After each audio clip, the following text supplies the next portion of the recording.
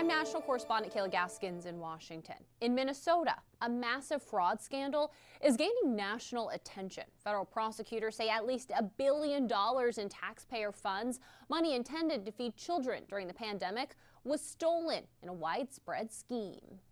A $1 billion fraud scandal is shaking Minnesota politics and putting Governor Tim Walz on defense. Do you take responsibility for failing to stop this fraud in your state? Well, certainly I take responsibility for putting people in jail. Prosecutors say over $1 billion in taxpayer funds was stolen. Money meant to feed children, house the homeless, and treat those with autism. Those convicted so far are mostly members of Minnesota's Somali community, accused of billing the state for services that never existed.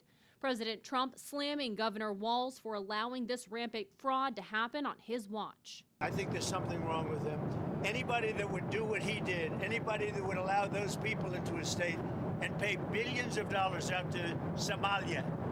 We give billions of dollars to Somalia. I will note, it's not just Somalis. Minnesota is a generous state. Minnesota is a prosperous state, a well-run state. We're AAA bond rated, but that attracts criminals. The first fraud charges came in 2022 against Feeding Our Future, accused of using taxpayer money for luxury cars and real estate instead of food for kids. But state officials had raised red flags 2 years earlier, questioning suspicious invoices. The New York Times reports the group pushed back, warning the state that delaying approval for minority-owned businesses would lead to a racism lawsuit.